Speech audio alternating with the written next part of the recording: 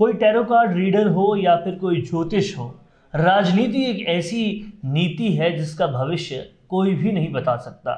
लेकिन हाँ, जो प्रेजेंट में हो रहा है, जो आज हो रहा है, उसको ध्यान में रखते हुए हम आने वाले कल की बात कह सकते हैं या आने वाले कल की बात सोच सकते हैं। और यही विश्लेषण हम राजस्थान संवाद में लगातार करते हैं, जिससे आपको राजस्थान की राजनीति की पूरी खबर रहे और समझ में आए कि आखिर इस राजनीति में हो क्या रहा है। आप लोग देख रहे हैं राजस्थान संवाद, राजस्थान की राजनीति के विश्लेषण का सबसे दिलचस्प और सबसे बड़ा मंच। और आज जिस मुद्दे पर हम लोग बात करने वाले हैं वो है राजस्थान के राजनीति के भविष्य में सचिन पायलट और हनुमान बेनीवाल की क्या स्ट्रैटेजीज है, क्या रणनीति है आने वाले 2 साल के लिए, क्या उनके दिमाग में चल रहा है और आने वाले 2 सालों में क्या क्या होने वाला है। मेरा नाम है वरुण भंसाली और मेरे साथ है मैं हूं चेतना शर्मा। और इस मुद्दे से हम आगे बढ़ें उससे पहले अगर आपने हमारा चैनल सब्सक्राइब नहीं किया है तो तुरंत कर लीजिए, क्योंकि हम जो विश्लेषण करते हैं उसकी तह तक जाकर ही आपको सब अपडेट पहुंचाते हैं। इसलिए जो भी अपडेट लेनी हो उससे पहले हमारे चैनल को सब्सक्राइब जरूर कीजिएगा। तो बात हो किसानों के मसीहा हनुमान बेनीवाल की या फिर युवाओं के आदर्श सचिन पायलट की, ये दोनों वो चमकते सितारे हैं जो राजस्थान की राजनीति में अभी इकलौते चमकते सितारे नजर आ रहे हैं। क्योंकि अगर राजस्थान की राजनीति की अभी की बात करें तो जनता सब कुछ समझ चुकी है, जान चुकी है, देख चुकी है। एक बार कांग्रेस, एक बार बीजेपी के फेर में वो ये समझ चुकी है कि विकास किसी भी बार नहीं आ रहा, और ये भी पूरी तरह से जान समझ चुकी है कि अगर अशोक गहलोत माइनस कांग्रेस कर दिया जाए या बीजेपी माइनस वसुंधरा राजे कर दिया जाए तो यहाँ पर लीडरशिप के नाम पर कुछ भी नहीं है। और ऐसे में जो जनता की एक्सपेक्टेशंस है, जो जनता डिलीवरी चाहती है, काम चाहती है, वो उन्हें सिर्फ 2 लोगों में ही नजर आता है, और वो है हनुमान बेनीवाल और सचिन पायलट। क्योंकि सचिन पायलट ने जिस तरह से ग्रामीण विकास मंत्री होते हुए, पंचायती राज मंत्री होते हुए मनरेगा में काम करके दिखाया, उसके अलावा चुनाव से पहले जनता में जो घुले मिले, अपनी कंस्टिट्यूएंसी में जो लगातार जाते रहे, कोरोना काल में जिस तरह से काम करके दिखाया, उससे जनता उनको पूरी तरह से डिलीवरी करने वाला, काम करने वाला नेता मान चुकी है। सोशल मीडिया और या फिर जो रैलियां होती है, ये इस चीज़ का पूरी तरह से प्रूफ है कि जनता और कार्यकर्ता किस तरह से उनके कायल हैं। वहीं अगर हनुमान बेनीवाल को देखा जाए तो हनुमान बेनीवाल भी पूरी तरह से किसानों में, अपनी जात वाले जाट लॉबी में, सब तरफ वो अपनी ख्याति प्राप्त कर रहे हैं, लोकप्रिय हैं, लगातार मुद्दे उठाते रहे हैं, आवाज़ उठाते रहे हैं, संसद से लेकर सड़क तक उन्होंने कुछ भी नहीं छोड़ा। इसीलिए ये दोनों नेता का लोहा हर कोई मानता है और आने वाले 2 साल बहुत अहम होने वाले हैं। देखिए, ये दोनों नेता इसलिए भी दिलचस्प हैं क्योंकि जो ये काम अपने हाथ में लेते हैं उसे पूरा करके ही छोड़ते हैं। जैसे हनुमान बेनीवाल को अगर देख लिया जाए तो उन्होंने नरेंद्र मोदी जी का साथ तक छोड़ दिया। क्यों? क्योंकि वो किसानों का साथ देना चाहते थे। इससे बड़ी बात क्या होगी कि आप काम के लिए इतने कर्तव्यनिष्ठ हैं कि आप किसी साथ या किसी पार्टी को नहीं देख रहे हो, आप अपने बलबूते पे उनको अपना साथ दे रहे हो। मैं एक बार जो कमिटमेंट कर देता हूं उसके बाद मैं अपने आप की भी नहीं सुनता। भले ये लाइन फिल्मी हो, लेकिन हनुमान बेनीवाल इस लाइन को अपने चरित्र में उतार चुके हैं। और उन्होंने अगर एक बार कमिटमेंट कर दिया कि उनको किसानों के साथ रहना है तो वो केंद्रीय सत्ता में सबसे बड़ी सत्तारूढ़ पार्टी भाजपा के सबसे उच्च स्तरीय नेता का भी साथ छोड़ सकते हैं, उनके भी खिलाफ बोल सकते हैं, लेकिन किसानों के साथ हमेशा रहेंगे। ये उन्होंने करके दिखाया है और ऐसी चीज़ें ही जनता याद रखती है, जनता समझ पाती है, और किसानों के मसीहा कहीं ना कहीं हनुमान बेनीवाल बन चुके हैं। लोगों को ये पूरी तरह से लग गया कि यह आदमी अपने शब्दों का खरा है और शब्दों को मानेगा।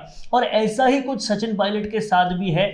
ये इकलौते शायद भारत के ऐसे नेता होंगे जो बिना किसी पद के होते हुए बिना किसी ओहदे के होते हुए, वो अभी सिर्फ एक विधायक है और कुछ नहीं, उनको उनके मंत्री पदों से हटा दिया गया, डिप्टी चीफ मिनिस्टर के पद से हटा दिया गया, लेकिन इसके बावजूद भी लोकप्रियता के पैमाने पर राज्य के सबसे ज्यादा लोकप्रिय नेता हैं। जनता उन्हें इतना पसंद कर रही है, उसकी वजह यह है कि वो जनता के बीच में जाते रहे हैं, और ऐसे में ये दोनों सबसे मजबूत नेता हैं आने वाले कल के। क्या कहना है आपका इस पे? देखिए वरुण, जो भी पार्टी होती है उसका सबसे पहला रूल यही है कि उसका नेतृत्व कौन कर रहा है।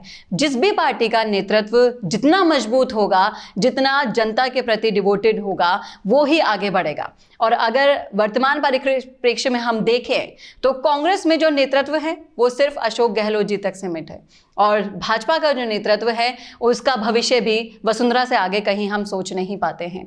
तो जब अगर इन दोनों को अगर हटा दिया जाए तो हमारे लिए इन दोनों ही पार्टियों का कोई अस्तित्व नहीं रह जाता, क्योंकि जनता सिर्फ उसी को याद करती है जो उनके लिए काम करेगी। और गहन विश्लेषण कर अगर इस बात को देखें कि हनुमान बेनीवाल और सचिन पायलट क्या कभी एक हो सकते हैं, तो हमको कालांतर की कुछ घटनाओं को देखना चाहिए, जहां पर हनुमान बेनीवाल ने साफ साफ कह दिया था कि अगर सचिन पायलट मुख्यमंत्री बनना चाहते हैं तो हम हर तरह से उनका साथ देने को तैयार हैं। इसके अलावा भी इन दोनों के बीच में कई सारी मुलाकात हुई है, और अगर जातीय समीकरण भी देखा जाए तो सचिन पायलट खुद जिस जाति से आते हैं उसके साथ साथ उनके जो समर्थक रहे हैं उसमें लगभग बहुत सारी जातियां कवर हो जाती है। इसके अलावा राजस्थान की जो जाट बेल्ट है वो बहुत बड़ी बेल्ट है, वो हनुमान बेनीवाल कवर कर लेते हैं। युवा इन दोनों को पसंद करते हैं, बेरोजगार इन दोनों को पसंद करते हैं। इसी के साथ साथ किसान वर्ग जो है वो हनुमान बेनीवाल को बहुत ज़्यादा पसंद करता है। तो ऐसे में इन दोनों की अपनी जो फैन फॉलोइंग है उन दोनों को अगर मिला लिया जाए तो ये दोनों बहुत ज़्यादा मजबूत नेता हैं, और जनता जो है इनको इनकी पार्टी की वजह से नहीं, इनको इनके पर्सनल ब्रांड की वजह से ज़्यादा जानती है। ऐसे में इन दोनों के साथ आने की संभावनाएं पूरी है। और अगर मैं आने वाले 2 सालों की बात करूं तो यहाँ पर साफ एक तस्वीर बहुत क्लियर नज़र आती है कि अभी चाहे हनुमान बेनीवाल हो चाहे सचिन पायलट, ये दोनों ही नेता अपनी जनता पर फोकस किए हुए हैं। किसी भी टेन्योर में ऐसा नहीं देखा गया, कोई ऐसा नेता नहीं देखा गया जो इतनी बार अपनी कंस्टिट्यूएंसी में जाता हो जितनी बार सचिन पायलट गए हैं या जितनी बार हनुमान बेनीवाल गए हैं। ये अपने लोगों के बीच में रहते हैं और अपनी कंस्टिट्यूएंसी के अलावा भी लगातार यात्रा करते रहते हैं। लोगों के बीच में रहना, लोगों में और पॉपुलर होना, अपनी लोकप्रियता बढ़ाना, चाहे सोशल मीडिया का पैमाना हो चाहे ग्राउंड का पैमाना हो, हर तरफ सचिन पायलट सबसे आगे, हनुमान बेनीवाल सबसे आगे रहे हैं। और ये लगता है कि ये पॉपुलैरिटी आने वाले 2 साल तक और लेते रहेंगे, और लास्ट में जब सरकार आने वाली होगी तब कुछ ऐसा अनाउंसमेंट होगा जिसकी वजह से जनता पूरा अपना रुख जो है वो इनकी तरफ कर लेगी। देखिए वरुण, इनके पास कोई पर्टिकुलर ओहदा नहीं है। ये दोनों नेता ज़मीनी स्तर पर अपना इतना काम कर रहे हैं और लोगों से मिल रहे हैं, अपनी एक मजबूत ज़मीन तैयार कर रहे हैं आने वाले 2 सालों के लिए। आने वाले 2 साल के बाद जो विधानसभा चुनाव होंगे राजस्थान में, तो ये 2 बहुत बड़े चेहरे बनकर उभरेंगे। और जाहिर तौर पर अगर समर्थकों की बात करें तो हनुमान बेनीवाल अपने लेवल पर अपने समर्थक बना रहे हैं, सचिन पायलट के भी अपने लेवल पर अपने समर्थक हैं। और अगर दूसरे पैमाने पर बात करें वसुंधरा राजे या अशोक गहलोत के उम्र के लिहाज की, तो ये एक पर्टिकुलर उम्र पे पहुंच चुके हैं जिसके बाद ये बहुत ज़्यादा राजनीति नहीं कर सकते। साथ ही साथ इनके जो बच्चे हैं वो राजनीति में उतने परिपक्व नहीं हैं, राजनीति में कुछ ज़्यादा सफल नहीं हो पाए हैं। ऐसे में इनके बाद का पूरा क्राइटेरिया खाली है, इनके बाद का पूरा जो स्कोप है वो पूरी तरह से खाली है। और ऐसे में ये कहा जा सकता है कि इस स्कोप का कहीं ना कहीं फ़ायदा उठाने वाले हैं ये दोनों, क्योंकि इनके अलावा और कोई बड़ा नेता नज़र नहीं आता। जी बिल्कुल।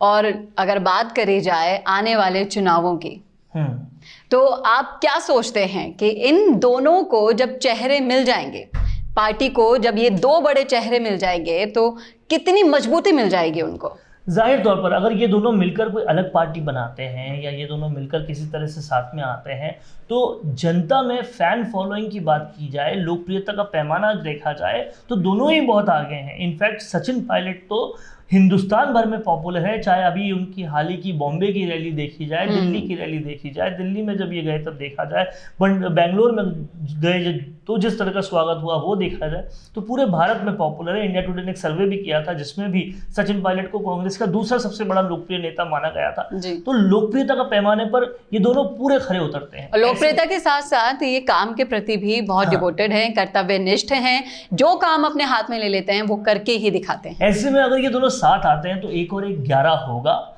और जो राजस्थान का एक इल्म है या राजस्थान की गलतफहमी रही है बहुत टाइम से कि यहाँ भाजपा कांग्रेस के अलावा कोई नहीं आ सकता, वो भी दूर होगी, क्योंकि अब इन दोनों पार्टियों में नेतृत्व के लायक कुछ बचा नहीं। आप देख रहे हैं कांग्रेस में सिर फुटअव्वल की स्थिति है, एक दूसरे से सिर फूट रहे हैं लोगों के, कोई हर हायरार्की पर द्वंद है, इनको ऑपोजिशन की ज़रूरत ही नहीं है, आपस में ही इतनी लड़ाई हो जाती है। और बीजेपी में देखा जाए तो वसुंधरा राजे के नदारद होने के बाद कौन बड़ा नेता है समझ में नहीं आता। कोई कहता है गजेंद्र सिंह शेखावत है, कोई कहता है सतीश पूनिया है, कोई कहता है राजेंद्र राठौड़ है, कोई कहता है गुलाबचंद कटारिया है। गुलाबचंद कटारिया की अपनी एज हो रही है, राजेंद्र राठौड़ की अपनी एक बहुत सीमित राजनीति है, सतीश पूनिया एक जाट लीडर है तो उनकी एक सीमित राजनीति है। और रही बात गजेंद्र सिंह शेखावत की, उन पे कई सारे बाड़मेर की ज़मीन और बहुत सारे और कंट्रोवर्सीज चल रही है, बहुत सारे वो विवादों में है। तो ऐसे में, और वो केंद्र में बैठे हुए हैं ना कि राज्य में, तो ऐसे में कहीं ना कहीं लीडरशिप क्राइसिस बहुत बड़ा है भाजपा के अंदर भी, कांग्रेस में भी सिर फुटअव्वल है। तो ऐसी स्थिति में सारी चीजें विन विन सिचुएशन की तरफ जा रही है हनुमान बेनीवाल और सचिन पायलट के लिए। और आपकी क्या राय है कि ये दोनों 1 और 1 11 हो सकते हैं? ये हमें जरूर बताइएगा इस विश्लेषण को पूरा सुनने के बाद कमेंट बॉक्स में। और राजस्थान से जुड़े सारे विश्लेषण के लिए, अपडेट्स के लिए हमारे चैनल को सब्सक्राइब करना ना भूलिएगा। बिजनेस को ग्रो करना कौन नहीं चाहता? अपने आप को फेमस करना कौन नहीं चाहता? कौन अपने प्रोडक्ट के बारे में ज्यादा से ज्यादा लोगों को नहीं बताना चाहता? लेकिन समस्या होती है किफायती कीमत में अच्छा प्रमोशन नहीं मिल पाने की। तो आपकी इस समस्या को दूर करेगा मिशी मीडिया सॉल्यूशंस। हम अपने 1,68,000 सब्सक्राइबर वाले चैनल में करेंगे आपका प्रचार। उसके लिए वीडियो बनाने से लेकर उसके प्रमोशन तक की जिम्मेदारी हमारी। YouTube चैनल में चलाकर उसके लिंक को Facebook के कई पेजेस और ग्रुप्स में भी शेयर किया जाएगा, और वो भी बेहद किफायती कीमत पर। तो प्रोडक्ट, पर्सनैलिटी का प्रमोशन हो या हो फिर किसी न्यूज की कवरेज, किसी इवेंट को कवर करना हो या फिर दिखाना हो उसे लाइव, इन सब के लिए आप सिर्फ संपर्क कीजिए 9549700549 पर, या हमें लिखिए mishimedia solutions@gmail.com पर।